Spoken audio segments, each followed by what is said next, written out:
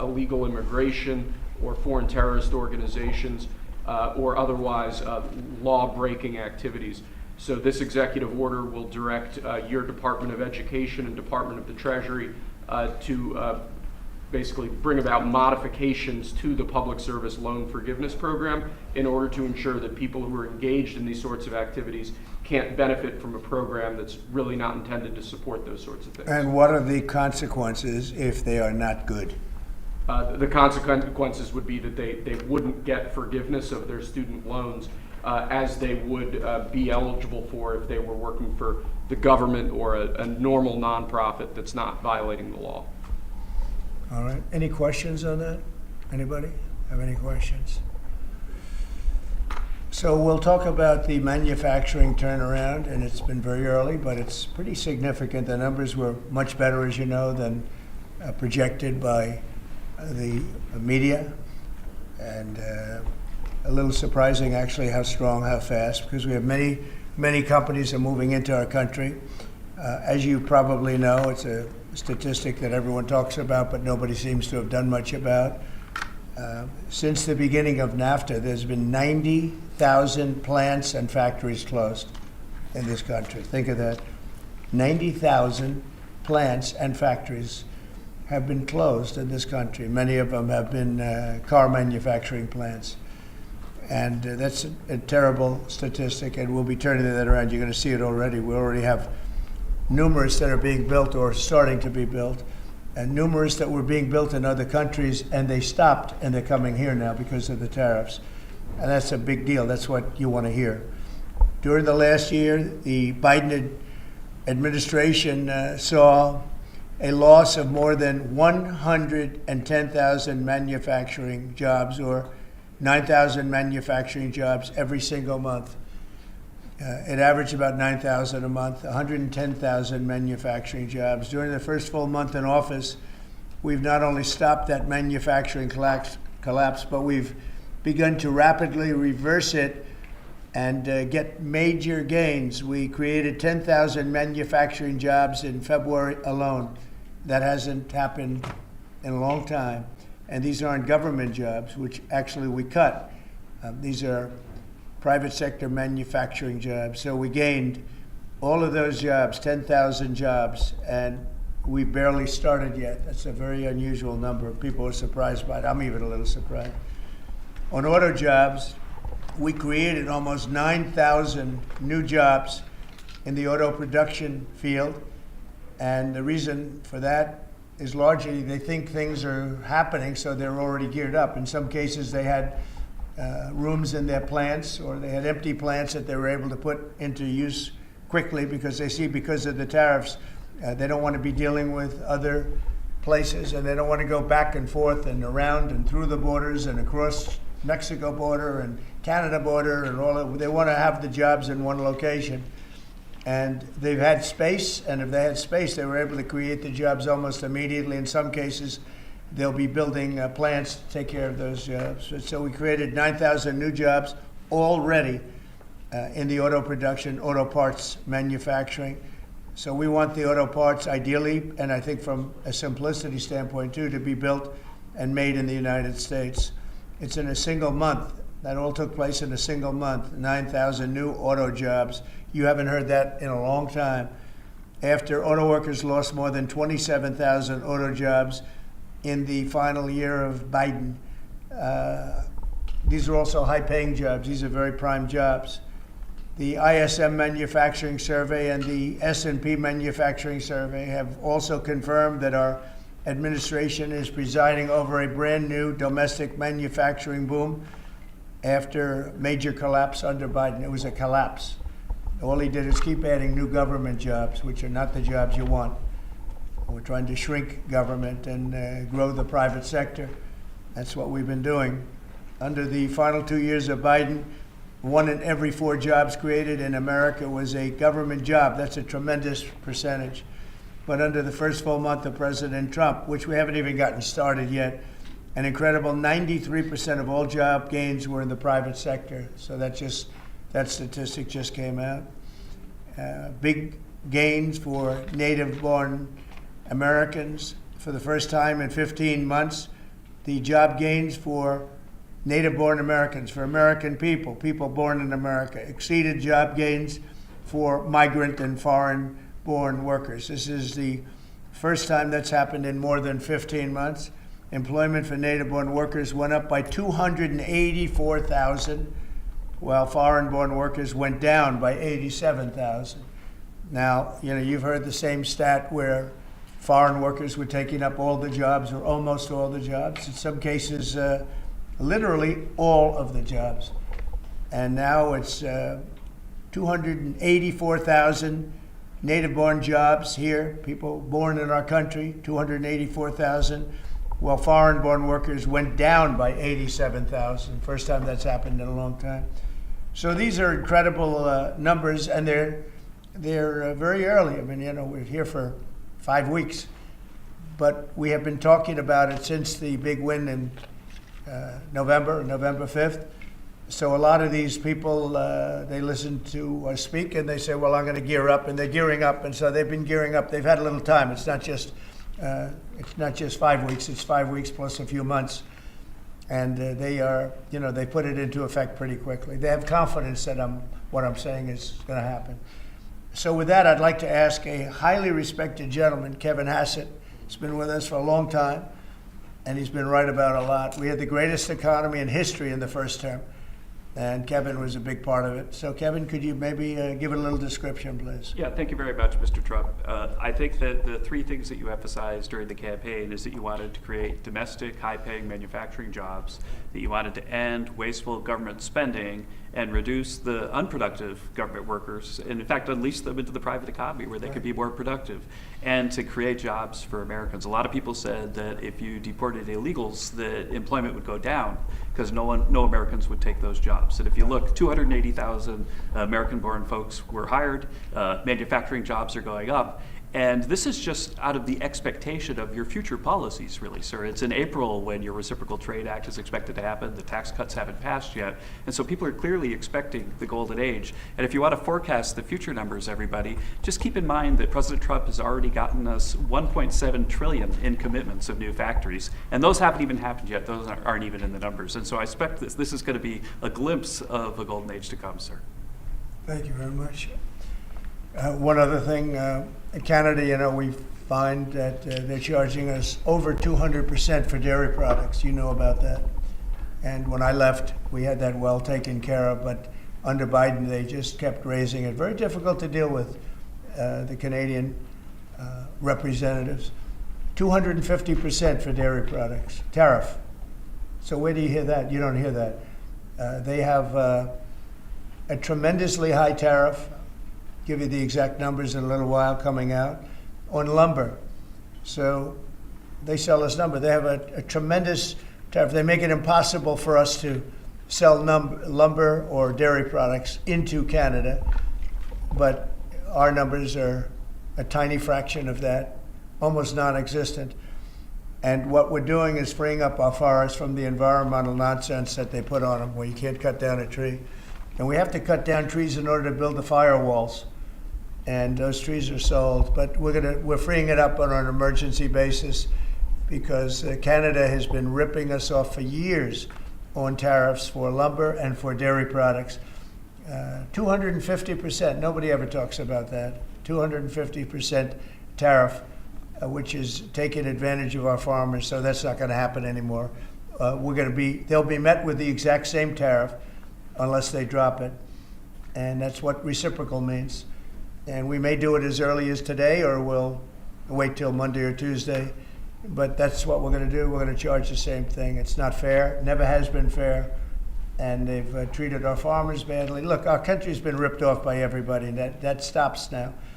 I had it stopped in my first term, and we're going to really stop it now because this has been very unfair. Our country, from an economic standpoint, and financial standpoint, and a trade standpoint, has been absolutely ripped off by almost every country in the world. Canada, Mexico, and then you just go right down the line. India charges us massive tariffs, massive. You can't even sell anything into India. It's almost it's almost restrictive. It is restrictive. You know, we do very little business inside. They've agreed, by the way, they want to cut their tariffs way down now because somebody's finally exposing them for what they've done. And same thing with China, same thing with a lot of other countries. And the EU has been a terrible abuser of this country. I mean, the EU was formulated in order to take advantage of the United States, and they have taken it, but they're not taking advantage when I'm in charge. So sometimes you'll hear some negative things. It's always from outside countries. America will be very strong. And, you know, if I'm a foreign country, they're going to do fine. But they can't do like they used to do because we're going to bring back our business into this country. We need it from a job standpoint. We need it from even just a psychological standpoint. Think of it, 90,000 factories are gone since the beginning of NAFTA. So we're not going to have that, and we're going to see them build it back. Now we've already had 5 major automobile companies.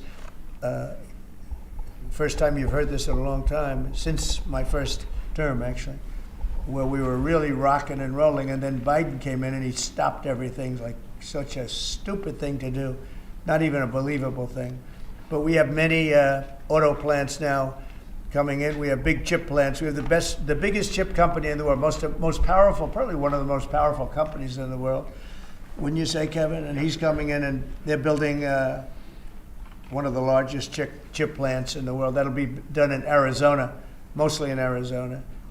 And that'll give us a big percentage. That one plant will give us a big percentage of the chip market, something we have very little of. You know, we used to have Intel, and Intel was run by a man named Andy Grove. And Andy Grove was a tough, smart guy. I used to read about him when I was a young man, and he did an incredible job. He really dominated the chip business.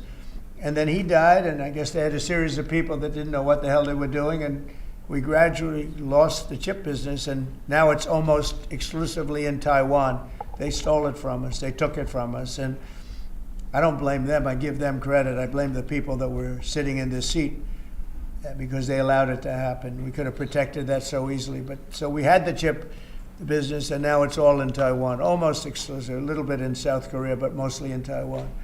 And it's very important. Everything you do, everything you touch is now about chips. The brake of a car, cars have chips all over the place. I was reading an article the other day where they talk about the brakes of a car are loaded up with chips. Who would think that a brake has a chip in it?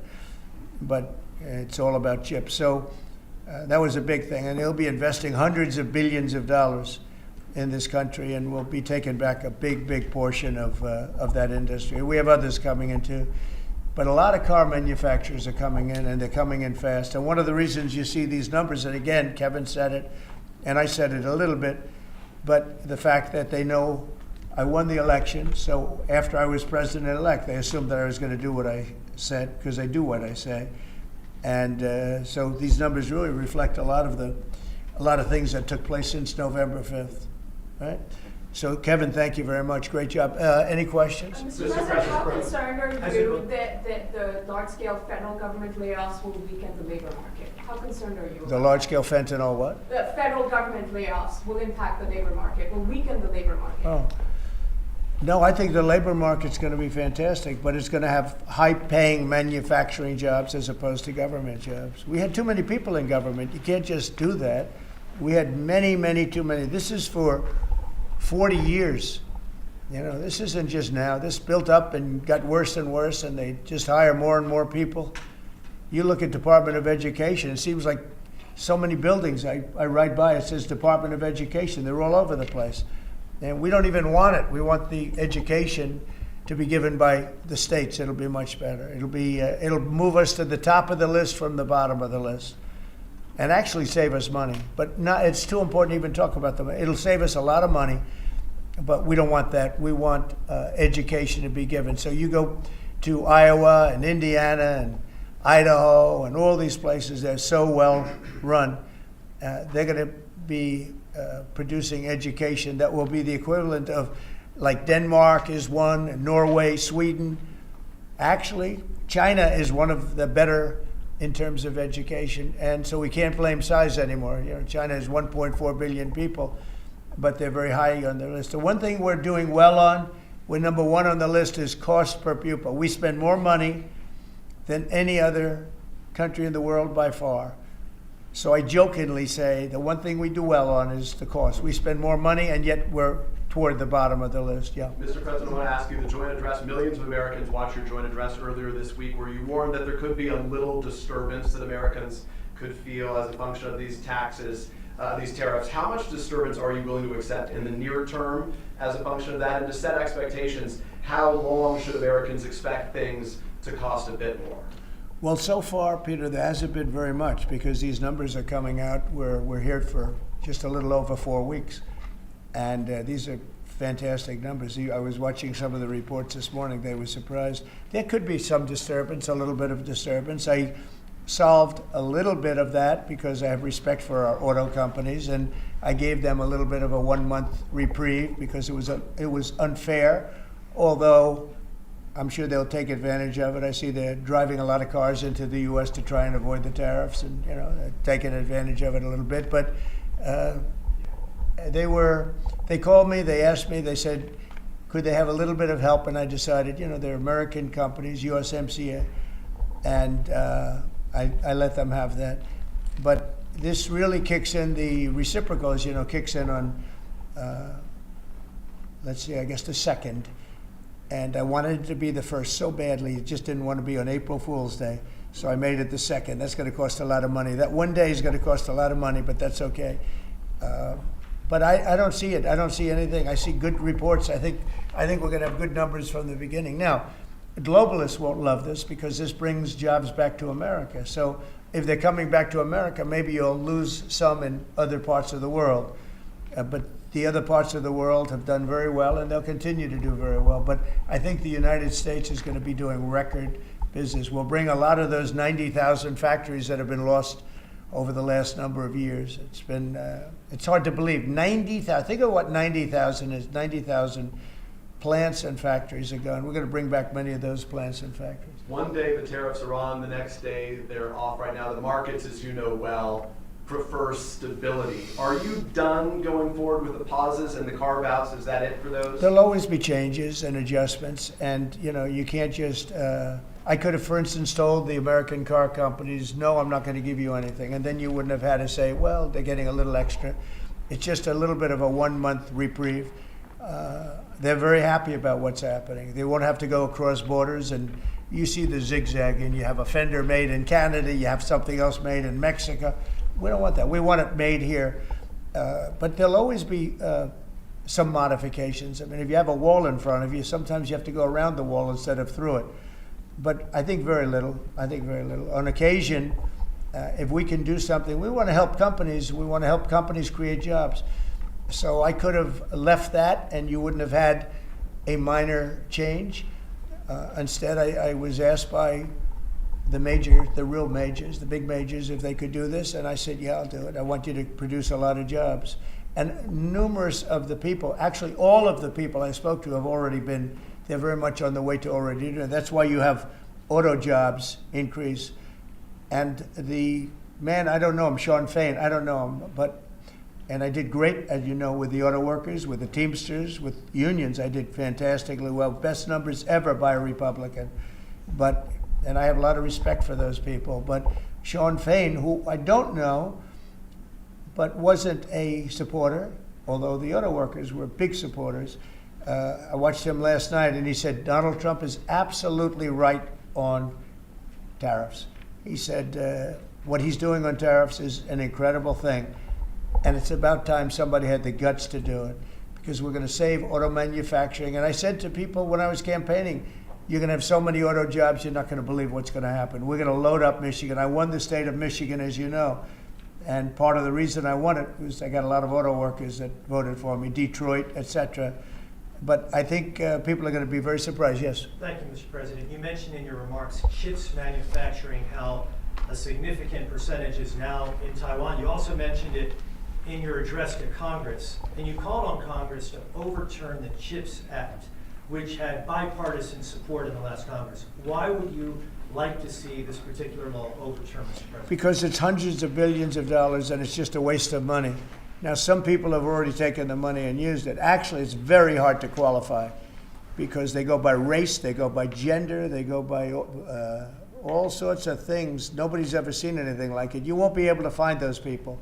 So I don't even think anybody can qualify. They have so many different categories in order to qualify. You have to have so many of a certain race, a certain gender, a certain this, a certain, and I don't think they can qualify, but if they take the money, they better qualify because they'll be watching them. But it's a tremendous waste of money. I didn't give the greatest chip company in the world, one of the greatest companies, I didn't give them 10 cents. They came here because of tariffs, because they didn't want to pay the tariffs. And they also came here because they like the results of the election, because they know that I'm very pro-business and pro-jobs. I mean, I'm pro-business, not for business sake. I'm pro-business because of jobs, because business is producing the jobs. Okay? Mr. President, on Russia, if I may, President Putin is bombing Ukraine. Yeah. Do you still believe him when he tells you that he wants peace? Yeah, no, I believe him. I believe him. I think we're doing very well with Russia. But right now they're bombing the hell out of Ukraine, and Ukraine. I'm finding it more difficult, frankly, to deal with Ukraine. And they don't have the cards. They don't have the cards. As you know, we're meeting in Saudi Arabia on sometime next week, early. And we're talking, I find that in terms of getting a final settlement, it may be easier dealing with Russia, which is surprising because they have all the cards. I mean, they're bombing the hell out of them right now. And I put a statement in, a very strong statement. Can't do that. You can't do that. Mr. President. We're trying to help them. And Ukraine has to get on the ball and get a job done. Michael, could you come up here? I see Michael back there. Good, I'm glad. He's traveling all over the world. I just saw him come in the door. Yeah, Could you give a little definition of what's going on, please? Sure. Well, the president has been crystal clear, and he's been clear to all sides. The fighting has to stop. Both sides need to get to the table. We had a good engagement. Both leaders have said only President Trump could do so, and only he has been able to do so. We had an initial engagement with the Russians. The Ukrainians had a great opportunity to bind our economies together through that mineral deal. Unfortunately, that didn't go so well, but we think we're going to get things back on track. Secretary Rubio, myself, and the Ukrainian delegation will be meeting in Saudi Arabia next week to get these talks back on track, get a ceasefire in place, and drive peace home under President Trump's leadership. You put out I think both parties want to settle. I think if I wasn't president, this war would have had no chance of settlement, zero chance. But I think we're going to get it settled and stopped. We got to stop. They're losing on average 2,000 soldiers a week. That's a lot of soldiers. Do you agree, Peter? It's a lot of soldiers on both sides, I agree. Do you, Mr. President, think that Vladimir Putin is taking advantage of the U.S. pause right now on intelligence and military aid to Ukraine? No, I actually think he's doing what anybody else would do. I think he wants to get it stopped and settled, and I think he's hitting them harder than he's been hitting them. And I think probably anybody in that position would be doing that right now. He wants to get it ended, and I think Ukraine wants to get it ended, but I don't see, it's crazy. They're taking tremendous punishment. I don't quite get it, but I suspect, Michael, he probably wants to get it ended. He does, Mr. President. The Russians are taking incredible losses on the front. As the president has They both said, are. this is a meat grinder of people, of material, of national treasure, and no one else has any solutions except to let this war continue forever. But I'll add, the president has had multiple conversations and a visit from President Macron of France, Prime Minister Starmer of the United Kingdom. We have the NATO Secretary General coming next week. We have this meeting with the Ukrainians. We've had it with the Russians. All of this in the president's first month in his leadership. We will engage in the shuttle diplomacy, and we will continue to use his leadership and what leverage we have to get both sides of the peace table. It's not going to be easy, but President Trump... This war should have never happened. It would have never happened if I were president, but it did happen. So a lot of other things shouldn't have happened too. We shouldn't have 21 million people pouring into our country through open borders, many of whom are criminals, very bad criminals, including murderers, thousands of murderers. Many killed, far more than one person, and they're roaming our streets. But Tom Homan and Kristi Noem are doing an incredible job, and we're getting them out of here. and we'll get them out. We'll get them all out. But all these things shouldn't have happened. We shouldn't have inflation. We shouldn't have had this horrible inflation where the prices have gone up. Look at eggs. So we're doing a good job. We're doing a good Mr. job. President, in regards to the pause on military assistance to Ukraine, you put out on your social media post today that Russia is pounding Ukraine. That's right. Why not provide Ukraine with air defenses? And what happens, Mr. President, when Ukraine runs out of Well, the because Patriot missile batteries? good question. Because I have to know that they want to settle. I don't know that they want to settle. If they don't want to settle, we're out of there because we want them to settle. And I'm doing it to stop death, more important than anything else. Secondarily, way down the line is the money. So we're in for $350 billion, and Europe is in for $100 billion. They should be in for the same or more than us. And, you know, I watched over the last week or so what's going on in Europe. This thing could end up in World War III if we don't get it settled. This could really end up in a World War III. We got to get it settled. So on Iran, how confident are you that the Iranians will negotiate with you? And is Israel on board with this outrage? Yeah, I saw the hostages the other day. They came in, people that were not young, some young and some older, much older. And they gave, it was hard for them to do it actually. They gave statements as to what happened. I was asking, what happened? How was it? I said, did you see anybody in there that was kind, like out of the hundreds of people that you were seeing, Hamas? Did some of them wink at you and say, don't worry, you're going to be okay, or give you a piece of bread, or no? I said, were there any people that were like kind? I was shocked. The answer was nobody. There was nobody. Just the opposite. They'd be slapped and punched. One man broke his ribs. He couldn't breathe for a month. It was brutal. I was so surprised. Could you think there'd be a couple of people that would be kind, that would say, you're going to be okay, but they had none of that. It's pretty amazing. Brian? Thank you, Mr. President. He's a kind person. Well, according to the Although internet, not to Zelensky, he wasn't. Well, you know what, that's another But to Trump, he's conversation. been good. Yeah. Go ahead, Brian. Nice tie, by the way. Thank you. We, Thank you. I coordinated. like yours too. Two questions. One on peace. Why don't you think any other European countries are offering a peace deal? It seems like no one's come to the table for peace except for you. Yeah. It's a very good question. Sometimes questions aren't answerable. They're in a very unusual position. They don't know how to end the war. I think I do know how to end the war. Despite the Russia hoax, I've always had a good relationship with Putin. And, you know, he wants to end the war. He wants to end it. And I think he's going to be more generous than he has to be. And that's pretty good. That means a lot of good things. Because frankly, you could have made a great deal if this war never started, you could have made a great deal. I don't know that anything would have had to be given up. This was not a war that was going to start, Brian.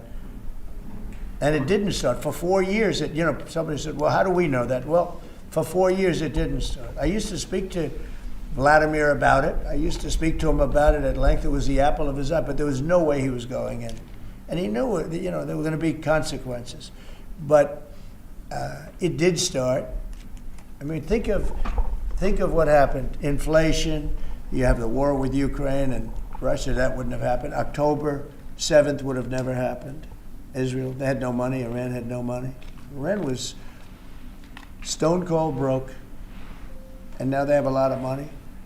And that's going to be the next thing you'll be talking about is Iran. What's going to happen with Iran? And there'll be some interesting days ahead. That's all I can tell you. You know, we're down to final strokes with Iran. That's going to be an interesting time. And we'll see what happens. But we're down to the final moments. We're at final moments. You can't let them have a nuclear weapon. I think that I would have had a deal within 1 month after the rigged election of 2020. They were all set to make a deal. And then when I lost, they saw this person who's a stupid person, very stupid person. And they said, let's not make a deal. And they were right. He took the sanctions off. They became rich under Biden. They went from having no money to having $300 billion. all in a short period. It's oil. Oil builds up fast. It's a nice living if you have a nice oil well. And they do. They have a lot of nice oil wells, right? So anyway, it's going to be a big thing. It's an interesting time in the history of the world, but we have a situation with Iran that something's going to happen very soon, very, very soon. You'll be talking about that pretty soon, I guess, and hopefully we can have a peace deal. You know, I'm not speaking out of strength or weakness. I'm just saying I'd rather see a peace deal than the other, but the other will solve the problem. Mr. President, President, your allies are calling on you to pardon Derek Chauvin. Are you considering pardoning Derek Chauvin? No, I haven't even heard about it. No. Mr. President, on peace. I haven't heard that. In the first term, you may recall, I broke the news that you were nominated for the Nobel Peace Prize. And the reason for that was the work that you led on the Abraham Accords. I spoke yesterday with the member of parliament, the Norwegian parliament, that nominated you. And he said what the Nobel Committee is looking for from you, Mr. President, is security guarantees for Ukraine. Is that a possibility, Mr. President? So before I even think about that, I want to settle the war, get it finished. Because if I'm not here, nobody's going to settle it. And President Macron has said that, and everybody said that, the prime ministers and presidents. We're pushing very hard. That's all I'm thinking about now. As far as the question about security later, that's the easy part. The hard part is getting it settled. We got to get them. We're losing 2,000 human beings every week. More than that, actually. 2,000 nice, young, although they're getting older because they're drafting much older now. In the case of one country, much older, because a lot of the young people have been killed. It's very sad, and I'd like to see if I could stop that. And I'd like to also see if we could stop making these massive payments from the United States. I mean, Biden gave away money like it was water, with no anything, got nothing for it. Europe did it in the form of a loan. They get their money back, we don't. So that's how we came up with the rare earth deal. But we started, behind the 8 ball. He could have gone to Europe. He could have said, "Come on, you got to put up money with us. You got to put up money with us." But he never did that. They just kept handing money out because he was grossly incompetent. All right, thank you very much, everybody. President, Thank you.